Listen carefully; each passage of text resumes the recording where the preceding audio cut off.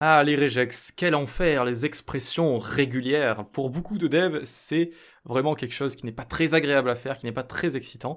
Mais heureusement, il existe des outils, et notamment un outil que j'utilise depuis longtemps qui s'appelle Regex 101, Regex 101, comme ça, hop, et qui vous permet de tester et de décrypter des expressions régulières. Donc, vous cliquez sur ECMAScript JavaScript juste ici, même s'il n'y a pas beaucoup de différence avec PHP, et vous pouvez cliquer également sur d'autres langages ici, suivant ce que vous voulez. Donc, nous, ici, on est sur une chaîne de dev web, donc je clique sur JavaScript. Et donc, que sont les expressions régulières? Ça va être un modèle de chaîne de caractères qu'on va utiliser notamment quand on utilise par exemple des inputs ou dès qu'on a une entrée d'un utilisateur. Par exemple, sur un input, j'ai envie de recevoir une adresse mail. Donc, il va falloir que respecter un certain modèle avec par exemple un mot.mot arrobase quelque chose point quelque chose. D'accord? Eh bien, ça c'est un modèle et on va pouvoir le définir avec les expressions régulières, avec les regex.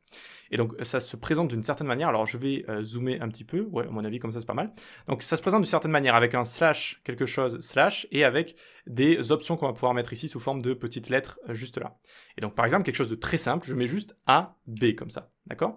Donc en fait ce à quoi ça correspond ici c'est un slash AB, en fait c'est comme si j'avais écrit ça, regardez, slash AB, slash GM. Ok, ça c'est une expression régulière, c'est un regex comme ça. Ok, donc on a bien AB juste ici. Qu'est-ce que ça va faire? Ça va juste vérifier si dans une chaîne de caractères, eh bien, se trouvent A et B collés ensemble directement comme ça. Donc est-ce que dans une phrase il y a A et B par exemple?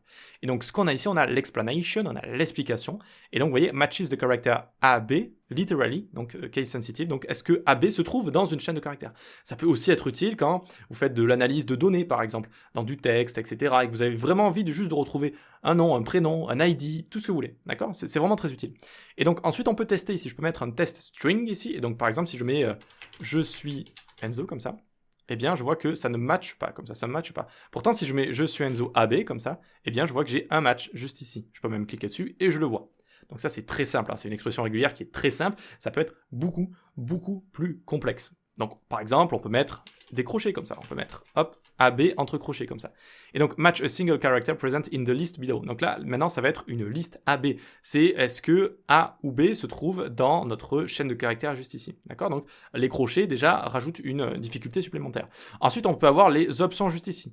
Est-ce que c'est global? Donc, ça ne retourne pas après le first match. Est-ce que c'est sur plusieurs lignes? Donc là, par exemple, je peux enlever le multiligne. Et global, en fait, là, vous voyez que j'ai deux matchs. Match 1, match 2, normal du coup.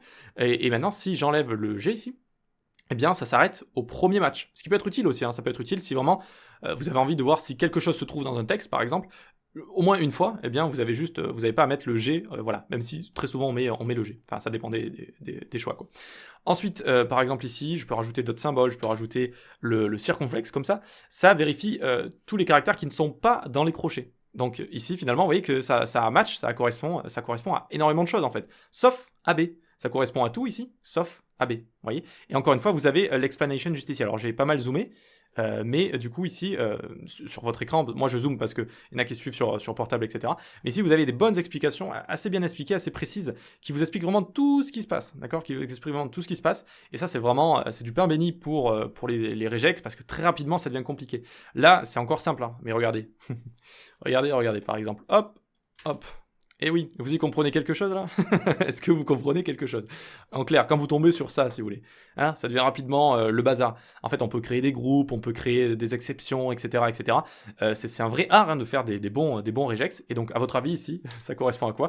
Eh bien, ça correspond au test d'un mail, comme je vous avais dit tout à l'heure. On voit le at par exemple ici, le arrobase. On voit les différents groupes qui peuvent être créés. Et donc, vous avez les explications globales juste ici. Vous voyez, premier groupe, ce que ça fait, second groupe, etc. Donc, je vous invite à juste dézoomer, vous pouvez voir les explications, vous pouvez les lire plus facilement comme ça, d'accord? Donc testons, faisons un test@test.com par exemple, voyons voir, et on voit bien que ça a bien match juste ici, d'accord? Ça a bien match notre email comme ça, voilà. Alors après, il y a des petites guerres de clochers sur Stack Overflow, etc. Alors moi, je veux tel type de mail, etc. Voilà, bon, il y a des petites guerres, mais en général, là par exemple, c'est un regex qui est pas mal pour les mails. On pourra avoir un numéro de téléphone français avec possibilité du plus 33 par exemple. Regardez, je vais vous montrer un autre monstre. Boum. Alors, oups. Hop, un autre monstre comme ça. Et donc là, on est plus au niveau des numéros qu'on peut accepter, etc., etc. Et donc là, je peux le mettre juste ici. Hop. Et donc, par exemple, je peux mettre... alors, je vais pas mettre mon numéro, ça serait un peu idiot. Mais 06 66 66 66 66. et on voit que ça a match comme ça. Alors que si je rajoute des nombres ça va pas matcher, et ici j'aurais pu enlever les 0 et mettre plus 33, et ça va match aussi, d'accord, avec possibilité donc de rajouter le plus 33, qui est l'identifiant du pays, si je dis pas de bêtises.